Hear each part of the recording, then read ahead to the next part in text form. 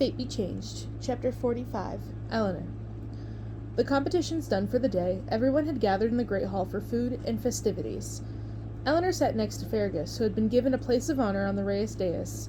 She had thought she would have to persuade her father to bestow such a privilege, but the moment Fergus entered the room, the king declared that he and his fellow clansmen were to be his special guests throughout the Highland Games. The crowd had erupted into cheers. It was a sight Elinor never thought she'd see. A room full of McCamerons raising their ale-filled mugs to a Dunbroch. She looked at Fergus now, serendipitously studying his strong profile. She was astonished at just how swiftly she had fallen for his jovial, irascible soldier.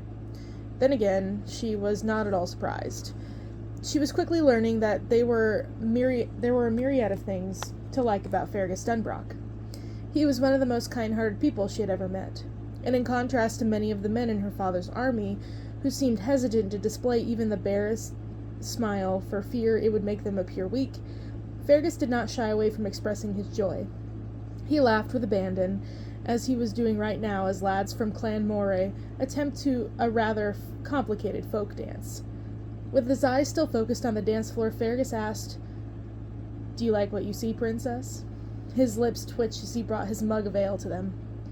Elinor's first instinct was to deny that she had been looking at him, but then she realized she did not want to. She was done hiding her feelings for Fergus from him, and from herself. "Actually, I do like what I see," she answered. "Very much." He spun around to face her, his startled expression drawing a laugh from her. "Do not move so quickly," Elinor said. "You will upset your wound." She inspected the bandages covering his broad shoulder. "I do not care about my wound, lass," Fergus said. "I care about what you just said." Now he batted his thick red eyelashes. "Tell me all the things you like about me." Elinor laughed despite herself. "Must you be this way?" "What way is that?" "Presumptuous." Then she smiled. "But also extraordinarily kind.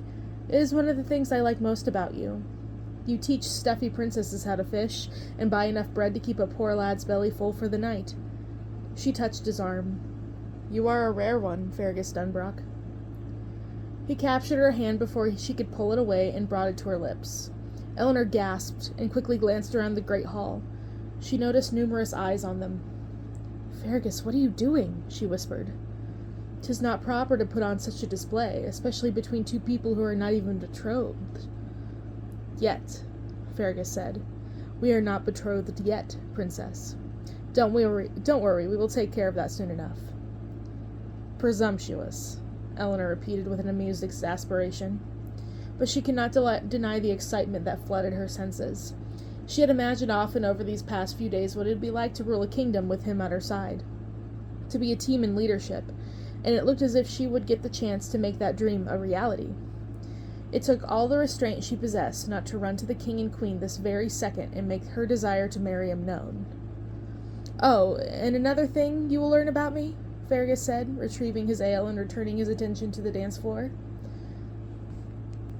"I do not give a sea-bag's feather what is proper." And then he let out a full-bellied laugh. Elinor could do nothing but join him.